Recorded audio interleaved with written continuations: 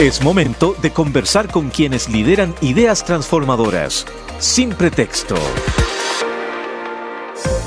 Bien, pues entonces les contábamos que el Premio Nobel de Economía 2023 reconoció a Claudia Goldin, economista de la Universidad de Harvard, quien fue destacada por sus aportes para entender y analizar por qué existe la brecha salarial en el mundo entre hombres y mujeres. Y nuestra siguiente columnista es una profesora del College of the Sequoias, no sé si se dirá así, en California, profesora investigadora además del Instituto de Investigación en Ciencias Sociales de la Universidad Diego Portales y actualmente es co-chair de la sección de género y estudios feministas de la Latin American Studies Association y parte además del comité editorial del Grupo Derecho y Sociedad Chile. Y les digo todo esto porque por Dios que tiene pergaminos, ¿no es cierto?, para hablar del tema que vamos a tocar en esta oportunidad. Entonces presento a María José Azócar. María José, muchas gracias por estar con nosotros esta mañana y además investigadora de Fundación Sol, que no se me olvide aquello. ¿Qué tal? Hola Mirna, sí, pues eso era lo más importante. Eso es lo más importante, pero es que ahora la Fundación Sol. Eso, muy bien. Por mi pasado. Pero está bien, pues, si ese pasado es lo que te representa, lo que te hace ser la mujer bacana que eres. Así que, por esa razón, no dejemos de mencionar, por supuesto, que estás haciendo tus aportes en la Fundación Sol, que además eres doctora nuevamente en Sociología por la Universidad de Wisconsin-Madison, Estados Unidos. En fin, quiero preguntarte lo primero. ¿Cómo, primero explícanos este premio, digamos, Nobel, que recae en Claudia Goldin? ¿Por qué la academia le reconoce a ella un aporte distinto a lo que se ha hecho hasta ahora en materia de entender la brecha salarial entre hombres y mujeres? Interesante tu pregunta, Mirna, porque una aquí puede hacer un análisis, si se quiere, histórico y geopolítico, ¿no? Y es que la ocupación de economía en Estados Unidos especialmente es una ocupación bien más masculina y masculinizada, con prácticas, ¿no?, que son típicas de las personas que ejercen un tipo de masculinidad hegemónica, como se dice. Entonces, que venga un reconocimiento internacional a una mujer que básicamente es conocida por investigar temas de género, es un punto político no menor. Pero desde una perspectiva crítica, una también dice, bueno, es una mujer del norte global, es una mujer blanca, es finalmente una mujer que se hizo en un espacio se hizo un lugar en un espacio masculinizado, investigando temas de género, ¿no? ¿Por qué no tenemos a mujeres investigando temas que son más dominantes, ¿no? Y a esas también reconocerlas. Pero bueno, no deja de ser importante este reconocimiento y pone, por ejemplo, el punto de que ahora estamos hablando de este tema, ¿no?, de brechas salariales en Chile, ¿no? Igual tiene un impacto más allá de esta perspectiva crítica de la que te hablo yo. Por supuesto, pero quiero entender también, porque se ha señalado que ella recopiló más de 200 años de antecedentes, ¿no?, para finalmente llegar a sus estudios y a sus análisis respecto de esta brecha salarial. Dentro de lo que hay, dentro de lo que se discute hoy día en el mundo, ¿cuál es, dirías tú, ¿no es cierto?, el tema más importante que explica que a pesar del desarrollo económico y a pesar de que las mujeres hoy día tenemos mucho más autonomía que la que tuvimos por lejos, ¿no es cierto?, respecto de nuestras antepasadas, seguimos teniendo esta brecha tan importante y tan odiosa por lo demás? Sí, claro, efectivamente ella hizo este estudio histórico en donde, por ejemplo, ella se pregunta, bueno, ¿cuáles son los factores que explican para el caso de Estados Unidos una mayor participación de las mujeres en el mundo del trabajo, ¿no? Entonces comenta, bueno, esta transición de una sociedad rural a urbana, donde el sector de servicios fue cada vez más importante, es un factor. También cambios culturales, dice ella en su libro, como por ejemplo que las mujeres se van educando cada vez más, entonces una podría esperar, ¿no?, que haya una mayor inserción. Hay cambios culturales del tipo mayor tolerancia al divorcio, al uso de los métodos anticonceptivos. Entonces todo eso a una la debería llevar a pensar, bueno, si están esos cambios andando, una entonces debería esperar una mayor inserción de las mujeres y con salarios iguales que los hombres. Pero la gran paradoja, como tú muy bien dices, Mirna, es que hoy en día tenemos a mujeres muy educadas, y cuando te hablo de muy educadas, no sé, pues si uno mira el indicador de cuántas mujeres están estudiando en las universidades, son más mujeres que hombres para el caso de Chile, por ejemplo, ¿no? Tenemos más inserción de las mujeres en el mundo laboral, y aún así la brecha salarial continúa. En un estudio que elaboramos aquí en Fundación Sol, calculamos que la brecha es alrededor de un 25,5%, es decir, que las mujeres ganan un 25,5% menos que los hombres en el promedio. Y sobre los factores que nos explican la brecha hoy, hay varios factores, pero me gustaría enfatizar dos. El primero, Mirna, tiene que ver con la segregación laboral. ¿Y qué quiere decir eso? Quiere decir que siempre se considera que las mujeres tenemos algo así como habilidades naturales, por ejemplo, que cuidamos a otras personas mejor que los hombres. Entonces se nos segrega en ocupaciones que supuestamente responden a estas habilidades naturales, y son ocupaciones que son más mal pagadas, que son menospreciadas, que son subvaloradas. Pensemos en todo el mundo del trabajo de cuidados, ¿no?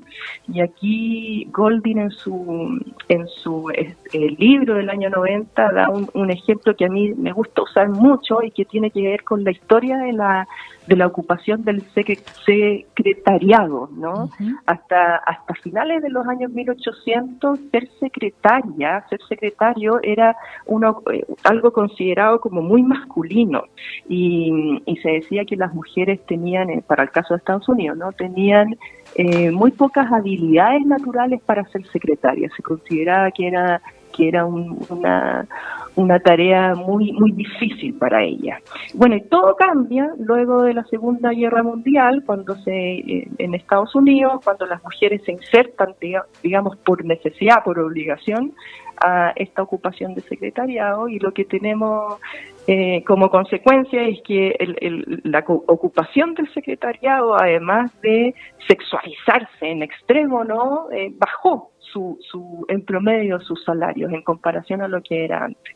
Entonces yo creo, este ejemplo a uno le invita a pensar en cómo ciertas ocupaciones se construyen socialmente a partir de estereotipos de género, en donde se consideran que las mujeres, por nuestras supuestas habilidades naturales, tenemos entonces cierta predisposición a hacer ciertas tareas, y tareas que terminan siendo mal pagadas, ¿no? Claro, eso de todas maneras. Sí. María José, dame un segundito. María José Azócar, conversando a esta hora con nosotros aquí en Sin Pretexto Radio USACH, investigadora además de Fundación Sol. María José, en una columna de opinión, Gabriela Rosero, jefa de la oficina de la ONU Mujeres en Chile, habla de varios factores. Ella parte con los estereotipos de género, ¿no? Cómo nos vamos desde muy chicos, ¿no es cierto? Desde que estamos en el colegio, el sistema mismo, ¿no es cierto?, educacional, en fin, se va produciendo una separación, entre comillas, natural, que lleva finalmente a que las mujeres terminen tomando, digamos, o estudiando carreras, ¿no?, mucho más, entre comillas, todo esto, cercanas a lo que es el mundo de las mujeres, todo, por supuesto, puesto en condicional, y por otro lado, los hombres, que son los que estudian más ingeniería o carreras científicas, ¿no es cierto?, donde las mujeres tenemos ahí una muy baja participación, y son precisamente las carreras mejor pagadas, entre otras, ¿no es cierto?, y con mayores posibilidades, ¿no es cierto? Entonces, quiero partir por ahí. ¿En qué medida esos estereotipos nos están afectando en Chile?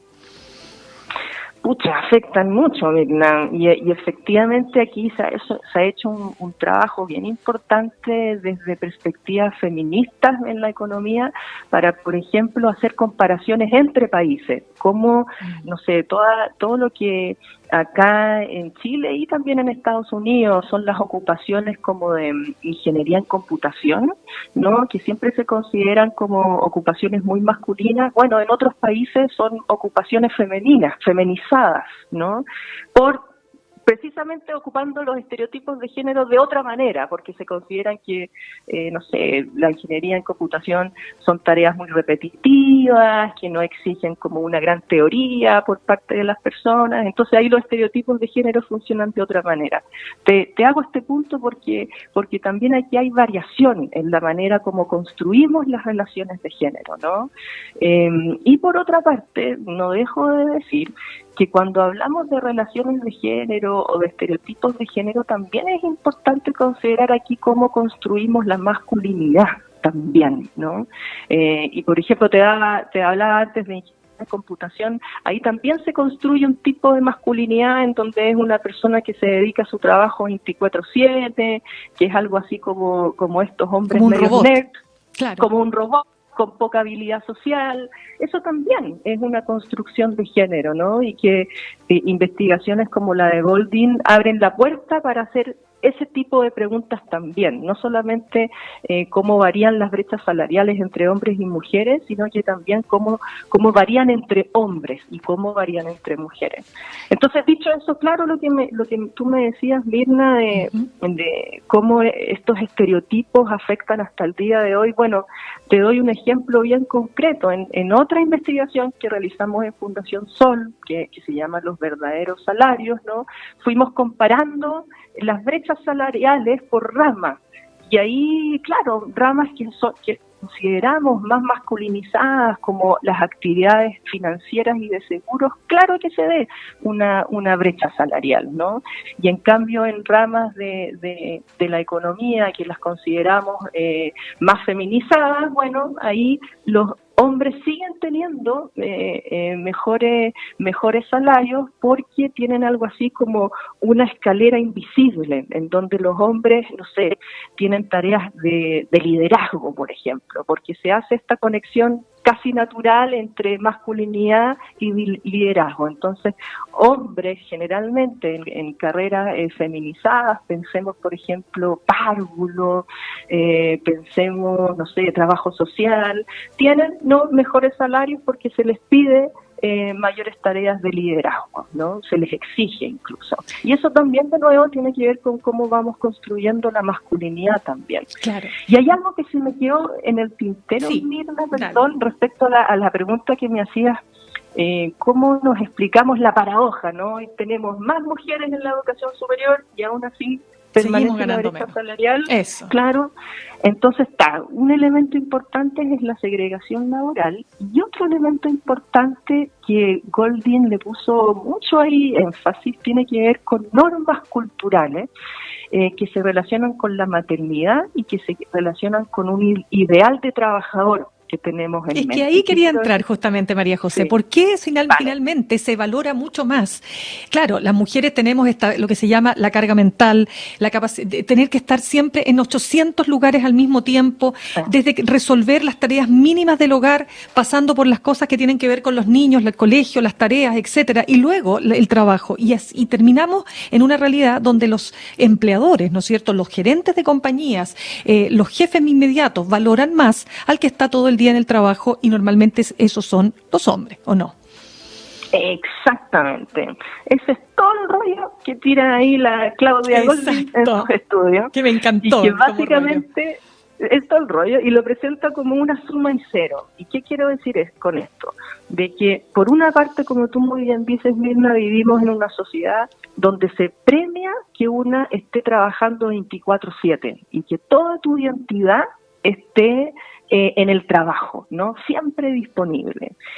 Y por otra parte, y esto es bien fuerte en la cultura de Estados Unidos, vivimos en una sociedad que supone que la maternidad también es un trabajo de tiempo completo, en donde las madres tienen que, no sé, leer, tienen que dedicarse a actividades extraprogramáticas y así, ¿no?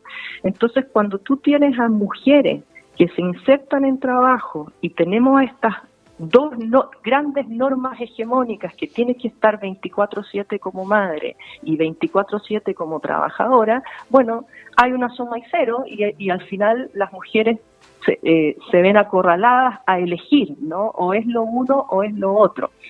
Y siempre está el fantasma por parte, ¿no?, de los empleadores de que, bueno, una mujer en realidad siempre va a elegir ser madre antes que ser trabajadora. Entonces, por eso se plantea como esta dicotomía entre trabajo y maternidad como una dicotomía que es incompatible. Y se deja así, y no se hace nada más, ¿no? Y esa dice Goldin que uno de los grandes obstáculos que hay en Estados Unidos respecto a esta incompatibilidad entre trabajo y familia.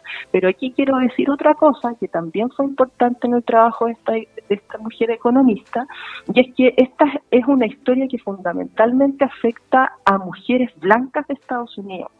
Porque mujeres que son racializadas, mujeres que están en situación de pobreza, no tienen esta elección de ser full madre o full trabajadora, ¿no?